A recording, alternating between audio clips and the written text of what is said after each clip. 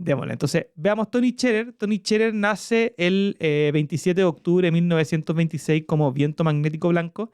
Interesante que su fecha de muerte no está, sale que es mayo del 2020, del 2002. Claro, no está el día. No está el día y eso también tiene un poco chamánico, un poco como de oculto, que es interesante de saber. Como lo veíamos en Don Juan, En ¿no? Don Juan, que cambiaba su fecha de De nacimiento. hecho, a mí me recordó mucho a ¿cómo se llama esta Castañeda?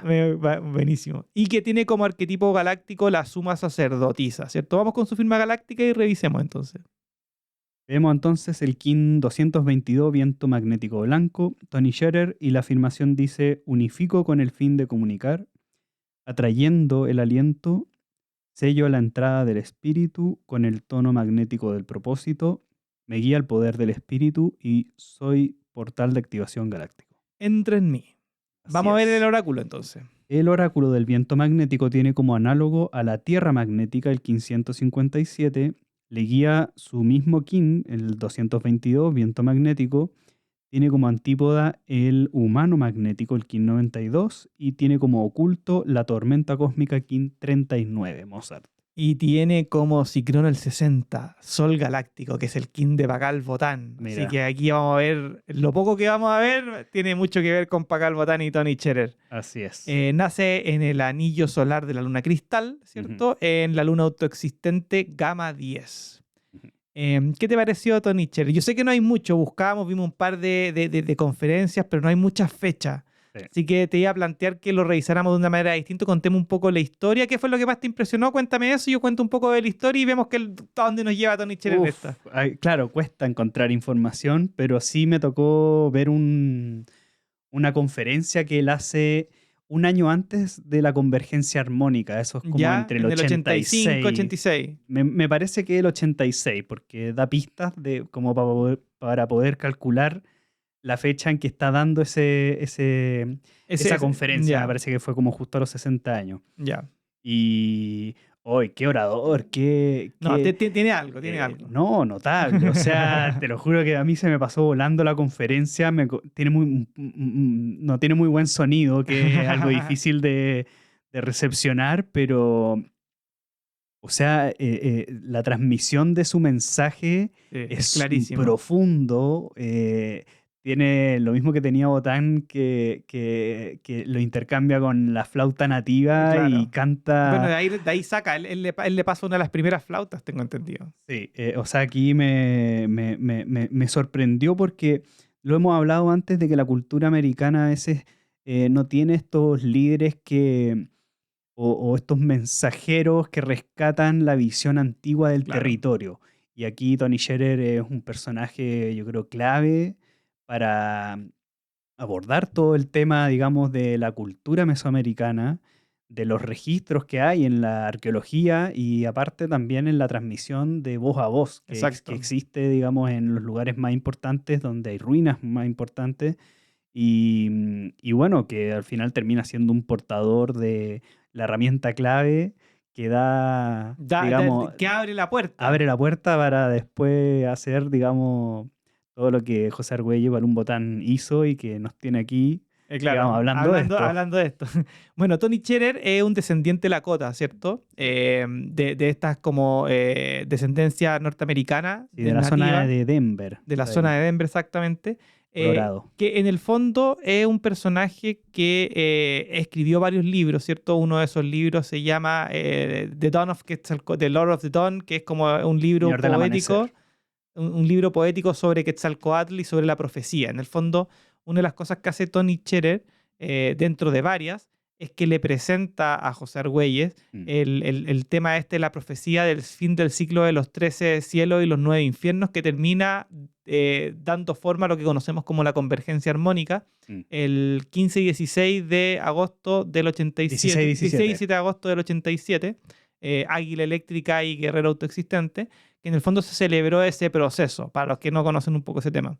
Pero no solo es conocido por eso, sino que es conocido porque fue la persona que le entregó el papiro del Solkin. Fue la primera persona que le presentó el Solkin a José Argüelles, enviado por María Sabina, que es una chamana mexicana muy, muy ultra conocida, que yo creo que es la chamana más conocida de todas, que Tony Cherer en su contacto con sus raíces, ¿cierto?, mesoamericanas, genera una relación cercana con María Sabina, y ellos se enteran de que existe un personaje que está estudiando el tema de los números mayas, que había tenido algo con Teotihuacán, y le dan la misión a Tony Cherer para que lo busque, y él busca a José Argüelles, y en un primer evento en la universidad, en un día de la Tierra entera, ¿cierto?, que eran estas celebraciones, las primeras que hacía José Argüelles, se conocieron, pero eso fue creo en el 69. Pero después en el 72 se juntaron nuevamente y ahí él le hace entrega formal de esta herramienta. Oh. Y cuando se le entrega a José Argüelles se le abre la ampolleta, se le abre el canal de conexión, yo creo que con la noósfera, y empieza a bajar un montón de información que en el fondo termina siendo un estudio en lo que se llama La Tierra en Ascenso y después El Factor Maya, que fueron los dos libros principalmente que salieron desde el estudio del Tzolk'in, y que después viene el descubrimiento de la ley del tiempo y todo lo que nosotros conocemos como el periodo de los años 90 y 2000 de lo que significa la ley del tiempo. Y eso es importante porque hay que acordarse que José Argüelles era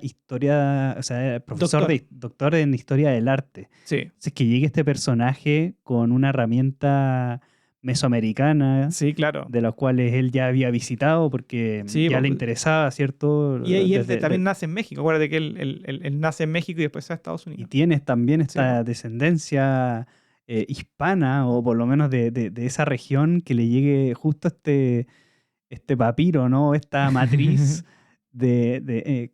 digamos, tan increíble, yo creo, que para él ser historia del arte, yo creo que tiene que haber sido un momento importante, yo creo, que le reconfirmaba. Yo una vez le escuché a Rodrigo que en esos festivales de la Tierra Entera, organizada por signos zodiacales a sus alumnos. Ah, ya. O sea, hacía como ya dinámicas de utilización de sistemas arquetípicos así para llevar a su organización. Así que creo que esta información, vino en un momento preciso.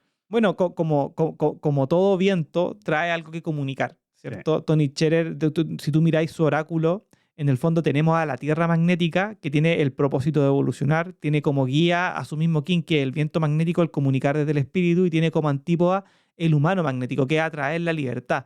En el fondo los vientos magnéticos, en el caso de Tony Cherer, en el fondo viene con un mensaje profundo desde la Tierra.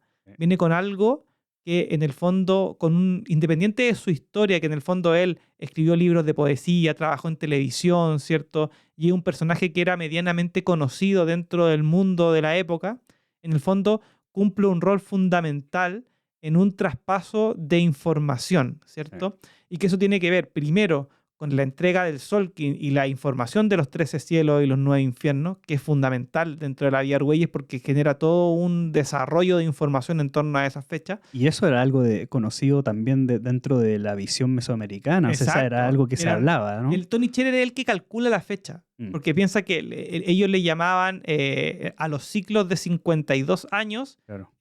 Primero eran los 13 cielos. Entonces, si tú calculabas, no me acuerdo si era de Cortés. De Cortés. Sí, creo que es de Cortés. Entonces, parte, o los 9 infiernos parten con Cortés. Claro, porque son ciclos de 52 años. Entonces, creo que parten con Quetzalcóatl y son 13 ciclos de 52 años que son cielos, y después calza con la venida de Cortés, que parten los 9 infiernos y terminan. Entonces, él hace el cálculo y llega la fecha del 16 y 17 de agosto del 1987, y esto se lo comunica a José Argüelles. José Argüelles en ese minuto se lo comunica en el 72, claro. ¿Te fijáis? En el mismo 72 le pasa estos documentos que le pasa a María Sabina, ¿cierto?, con el tema del Tzolk'in, y que en el fondo termina saliendo de ahí lo que es La Tierra en Ascenso, que es un libro que es una maravilla en cuanto al estudio que hace José Argüelles, y después se reafirma con lo que es el factor Maya, es decir, como que él abre la puerta. En el fondo, José Argüelles es un tipo de continuador de los estudios de Tony Cherer, claro, hacia lo que fue o lo que es José Argüelles en ese sentido. Pero a mí lo que más me impresionó, y que lo dijimos cuando dijimos el Cicrono, es que tiene el Cicrono de Pakal Botán. Hablábamos en el Cronomancia, no me acuerdo cuál fue, creo que el del Guerrero o el de la Noche, cuando vimos a Alberto Ruz. Alberto Ruz, ¿te acordáis que era luna resonante? Claro, y que Pakal Botán tenía en la cuenta del encantamiento del sueño. Entonces había una conexión entre el descubrido y el descubridor. acá tenemos también una conexión entre el mensajero y el mensaje, ¿cierto? En donde Pakal Botán utiliza la noósfera a través del tema del ciclono para pasarle una información a Tony Cherer, y Tony Cherer se encarga de pasársela a José Argüelles para develar, lo cual reafirma y de alguna manera libera incluso a la gente que tiene mayores dudas sobre el tema de las fechas de sincronización utilizada por el Nuevo Tiempo y la Ley del Tiempo, de que estas sincronías no pueden ser planeadas, porque no. De hecho, a mí me dio risa un poco, porque lo que él decía en estas conferencias era de que lo que sabíamos realmente, por ejemplo, de los padres de Jesús, de María y José, digamos, no está graficado, ¿no? Es muy enigmático, es casi como hasta mitológico, pero no nos dábamos cuenta de que teníamos acá los registros de los padres de un gran mensajero, porque estaba todo registrado. Entonces estábamos perdiéndonos un mensaje que estaba a la vista de todos, o por lo menos que está ahí para investigar. Y se sorprendía cómo no había un mayor interés, ¿cierto? En todo.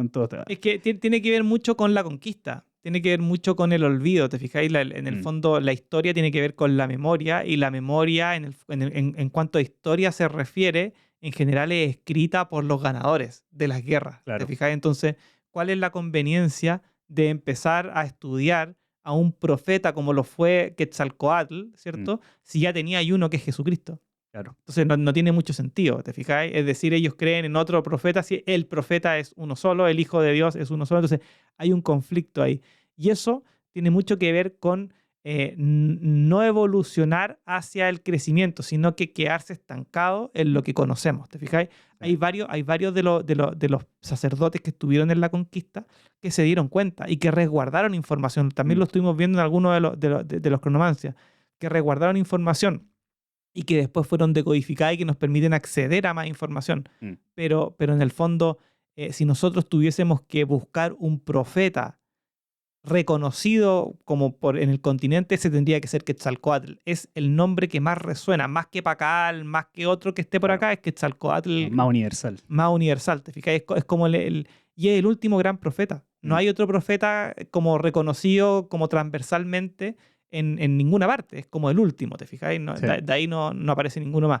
Y siento que bueno, vimos una entrevista, o sea, como un documental más o menos, que hablaba más de José Argüelles, pero que aparecía Tony Cherer, en donde Tony Cherer, donde se relata esta reunión que tiene José Argüelles con Tony Cherer en 1972. Claro, donde ¿cierto? Le pasa ya definitivamente el documento, en donde Tony estaba transitando un humano galáctico. Y también encontré eso, porque en el fondo el humano galáctico es de la onda encantada de la serpiente, ¿cierto?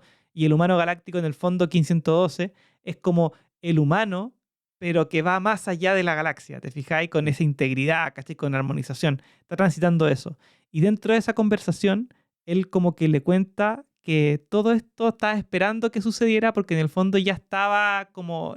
Escrito, claro. Ya estaba escrito. Y José se queda como en shock, porque hay que pensar, en esa época él estaba muy poco conectado con esto, tenía otro tipo de conexiones, pero no con esta información específicamente. ¿Cómo pueden saberlo? ¿Cómo pueden saberlo? Entonces me pareció muy, muy interesante cómo en el fondo la vida de Balún Botán está muy como envuelta de sincronicidades y de personajes que trascienden su propia identidad, ¿te fijáis?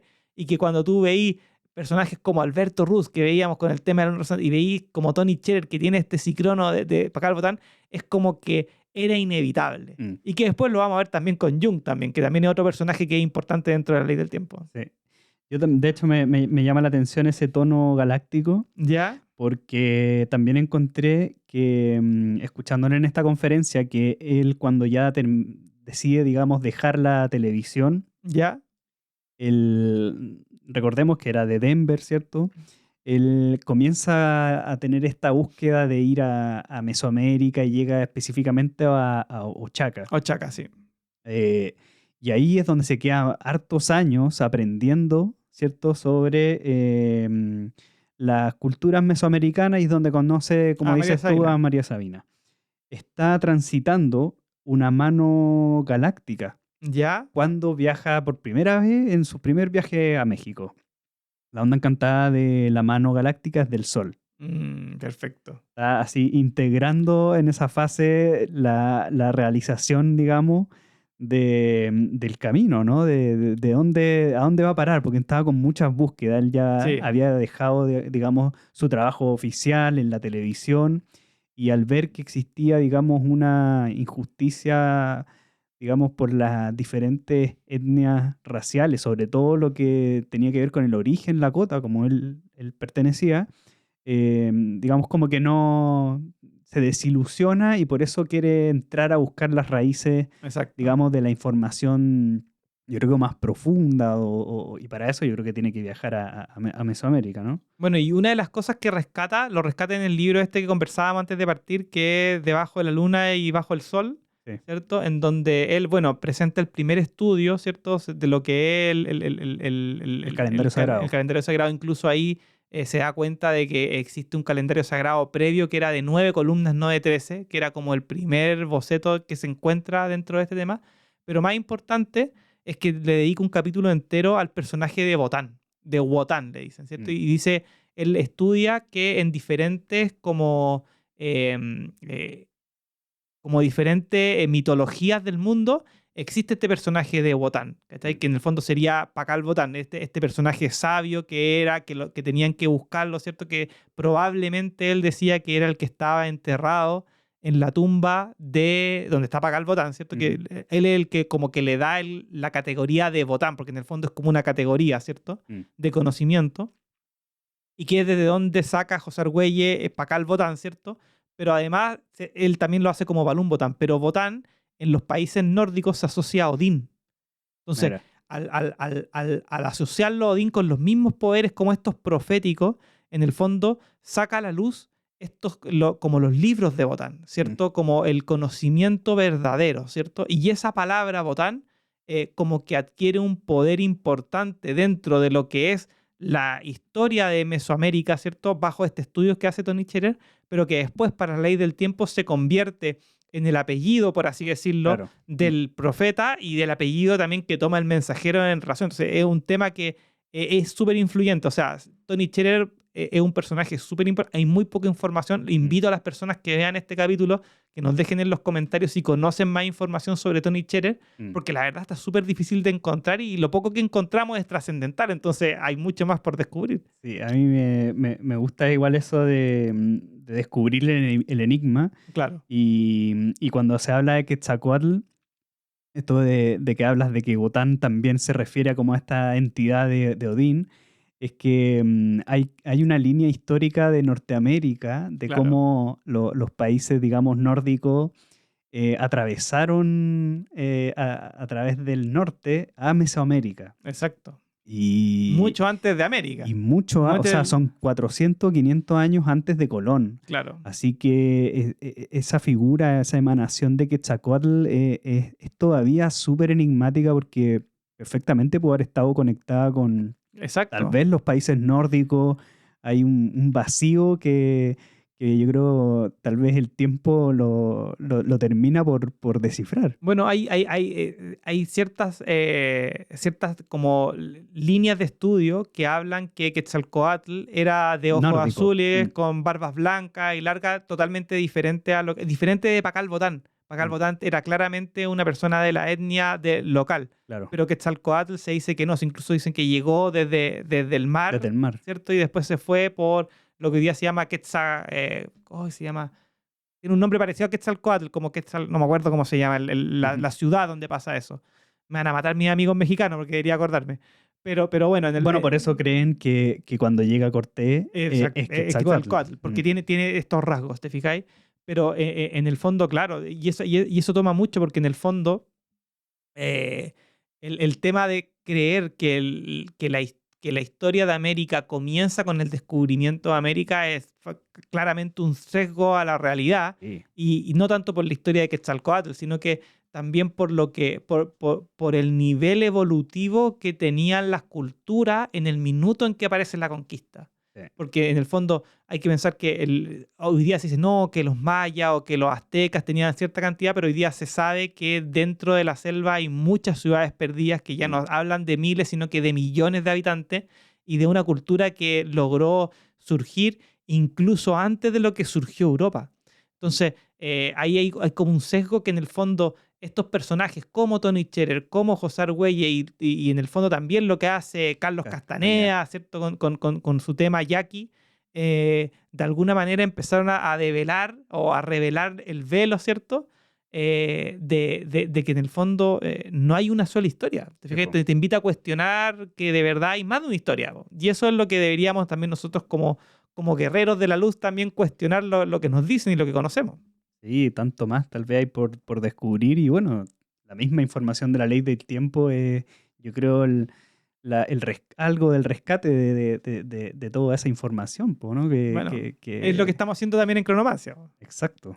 Porque, bueno, igual nosotros hemos visto de todo tipo de artistas, pero hemos tratado de ser fieles a los artistas que sí tienen alguna relación con la ley del tiempo. Y cada vez que tocamos uno encontramos sincronías fundamentales. Entonces... Y algo interesante también que hay que recordar es que todo esto de la profecía de los 13 cielos y los 9 infiernos son los que también le dan el punto de comienzo al sincronario de 13 luna, la cuenta del sincronario Exacto. 13 luna. O sea, el año 1 es ese mismo año 87 desde el 26 de julio donde comienza esta cuenta, digamos, siriana terrestre.